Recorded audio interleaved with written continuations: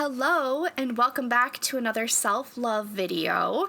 So, I think my boyfriend and I just moved, so the way that I had this, all of the ones that we've already done were kind of just like thrown in the top, and then the ones that were left were in order. But when we moved, like, it wouldn't go in, so he put the ones that we already did here. And this is all we have left of the game. So that's crazy. I'm sure we won't be able to get all this done today, but we're going to get pretty close. So I'm going to put these in their order. So here's level 1 passed. And this game is basically like you look into yourself, you ask yourself these questions, and then you kind of talk about it and see how that goes. So next is level 2, present. So these are going to be stories about the present or questions about the present. And then we have level 3, future. So there's stories about the future. And then there is a final card, which we are not going to look at because that is the final card. So I'm actually going to put that back in the very back because I don't think we're going to get to that. I don't think we're going to get to that today. Okay. So, we're going to start with level 1 passed. The question is, who did you compare yourself to most often as a teen and why? I don't think I compared myself to someone specific. I compared myself to a lot of the people around me, and like how normal they were and how not normal I was. As a kid, and really if I'm unmedicated as an adult, I have really high highs and really low lows, and like something very, very small will set me off, and like crazy mood swings, like something so small can absolutely ruin my day. And also something that's very minor but good can like absolutely make me elated. Like, it was a lot, and so like when I would hang out with my friends or something, I could be a lot, like, because I was so excited that someone wanted to spend time with me, and so I would get like really hyper and really obnoxious and loud and just be like a lot. And so I would compare myself a lot to the people around me that were like neurotypical, maybe like normal.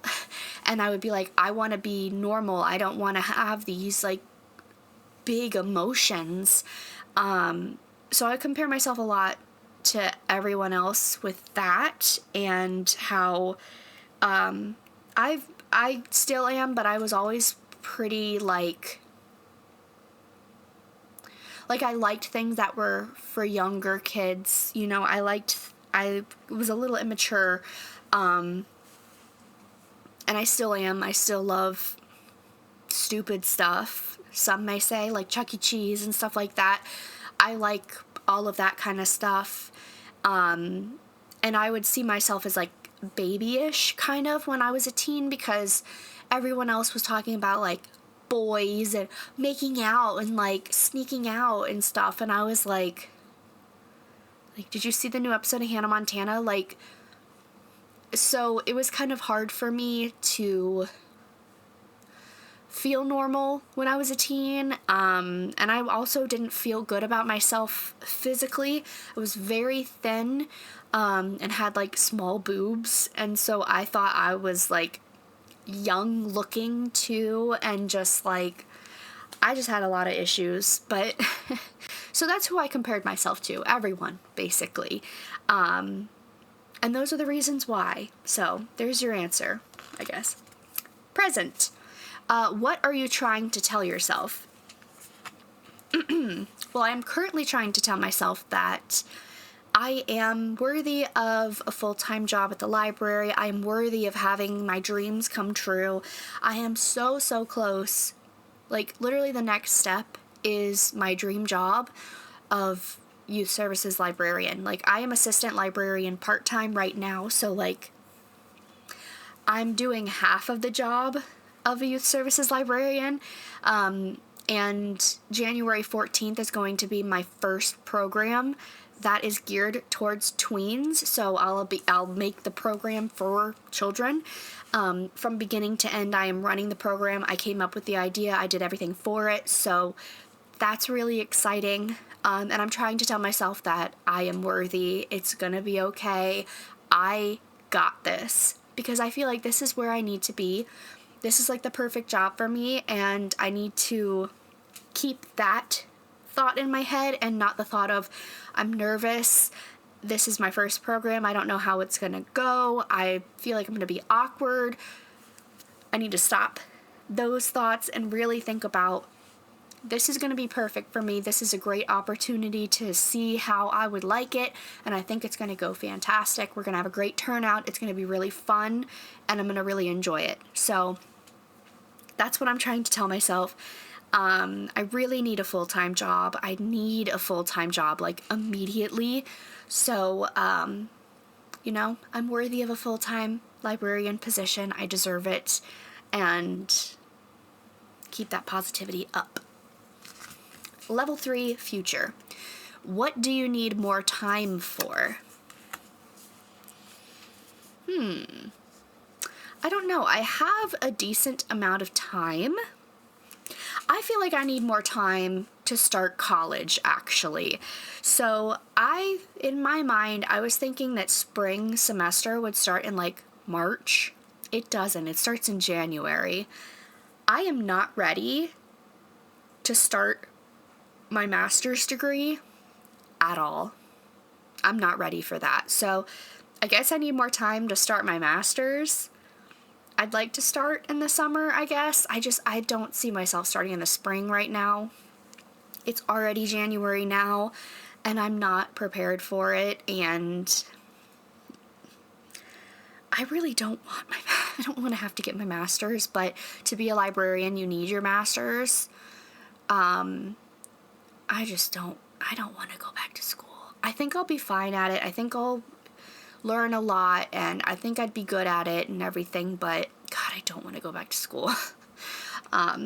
So I guess that's what I need more time for.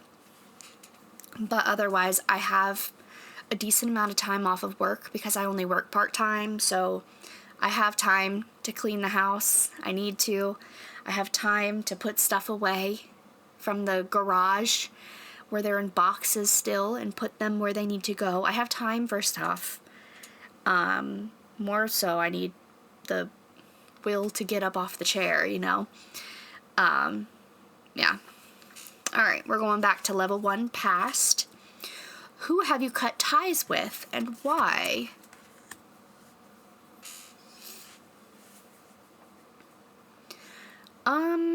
I haven't really cut ties with any of my friends or anything. I'm just a horrible friend, and I'm terrible at keeping in contact with people. I'm trying to think if there's anyone that I'm like, I don't talk to them anymore. Not really. Like, I don't have any people in my life that are like awful people. I don't spend my time with people that I can't stand.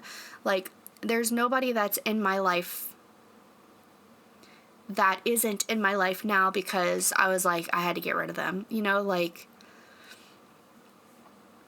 I can't think of anybody. I don't know. I have good people in my life. I guess like exes, because I was his babysitter and not his girlfriend, and I was his caretaker, and I was taking care of everything for him and getting basically nothing in return, and that's not how I wanted to live the rest of my life. I guess if we wanted to do it that way. But otherwise, I mean, there's nobody that I'm like, they're toxic, I had to get them out of here, you know? So we'll just say that. We'll just say exes. Level 2, present. How do you let yourself heal? Oh my God. How do you let yourself heal? So I feel like I talk about like everything with my mom, and she really is like a free therapist. Like, I talk to her about anything and everything, and she usually has a logical explanation for things. I definitely need to go to therapy, and I don't have the money for that. I have a lot of issues that I need to still work out, and I don't have therapy, and I need it. But I think like talking about it and thinking about it like logically and less emotionally, any issues that I might have or anything that might have happened to me or anything, like try to think about things logically. And like Peter Mon says, like, that what happened, not that it was okay that it happened, but that it happened, kind of thing, and move on from it. So I guess that, I don't know. I still have some healing to go. Nick is typing to me. What is he saying? Jesus, he's already at his friend's house.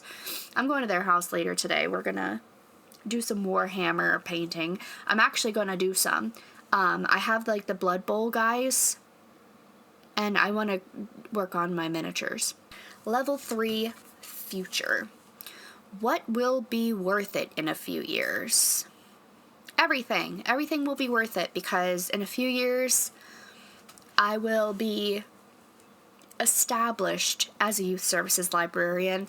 I will still be with Nick. We better be married by then, or I swear to God, I'm gonna beat him up. Maybe even have adopted a child by then, and I'll be able to look back and be like, God, it was an uphill battle my whole life, wasn't it? But everything will be worth it, because I'll be happy.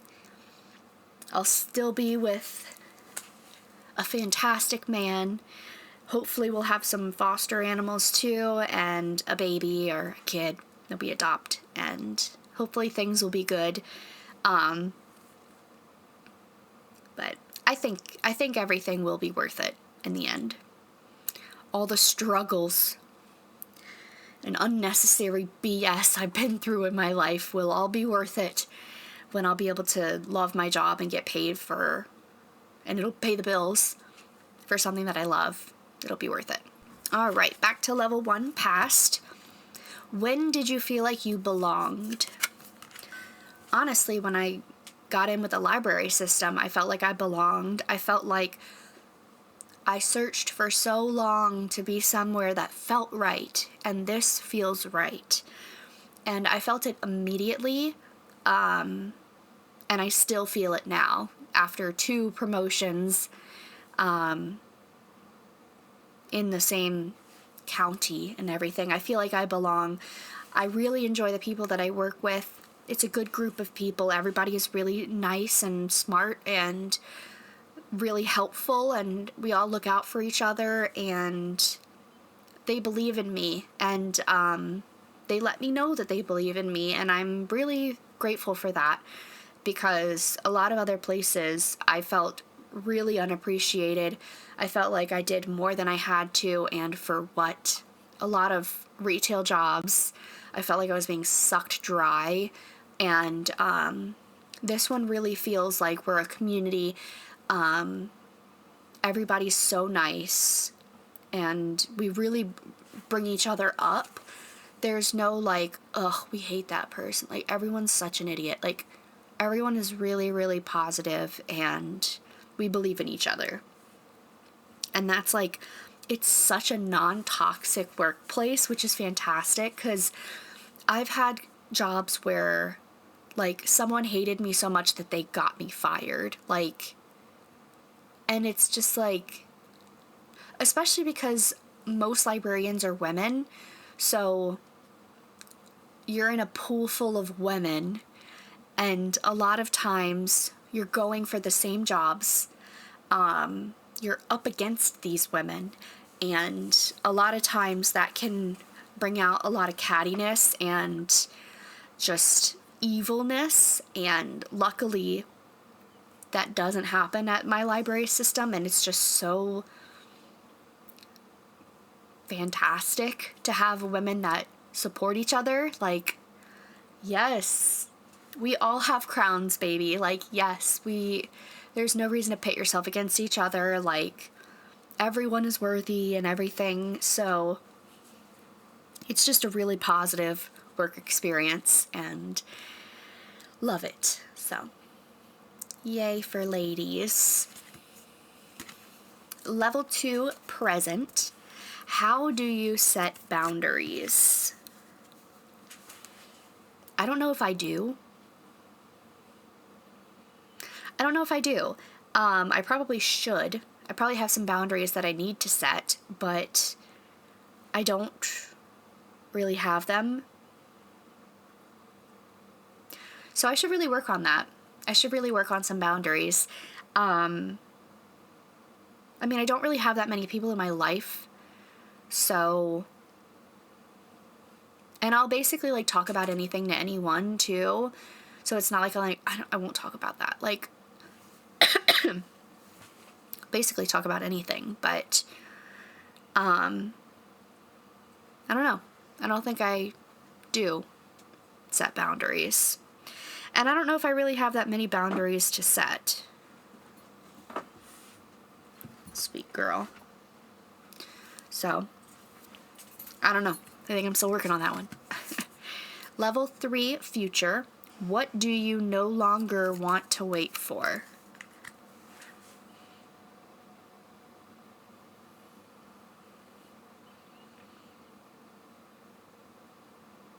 A full-time job. A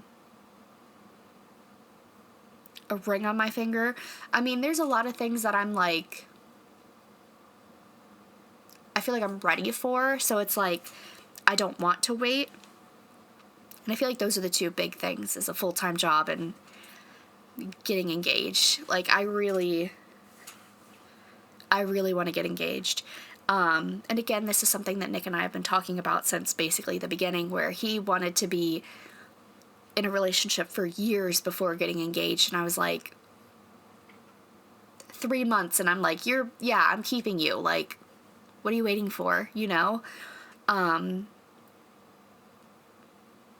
So I better get engaged this year. I told him he had until I was 30 to propose to me, or I'm going to tell the Nigerian prince in my spam folder in my email that I will accept his proposal. So he has until September, and I swear to God, if he waits till the last minute, I'm going to beat him up. I'm going to say yes, but I will beat him up. Anyway, sure, we'll go with that. Maybe we'll do one more each, because we still have this many for each one. So maybe if we do one more, then the last video will be a decent amount, right? Back to past. What's one thing that carried you through hard times? My mom. I mean, that's been the same thing that's been a constant from the beginning, has been how much my mom loves me and cares about me and will listen to me complain about anything and will always be there. So she has definitely carried me through a lot of hard times. I guess also, like, animals. I've relied a lot on my animals. Whether it was Bailey or Bunny or Melon or whoever. I've always had at least one animal at all times, and I'm going to keep it that way until the day I die. I have got to keep my love of animals around. They're very important to me. So, my mom and animals. Level 2, what do you consider yours?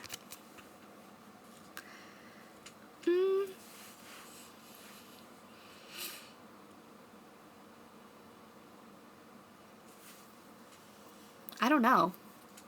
Like, none of my belongings or anything. And with Nick and I, like, what's mine is his. Like, all of our animals. I mean, Bunny's been my dog. Bunny's been my bunny for 10 years, but he's been Nick's bunny for 3, you know, like, I don't consider anything physical mine and not ours. And I don't consider him mine because he's his own person, you know?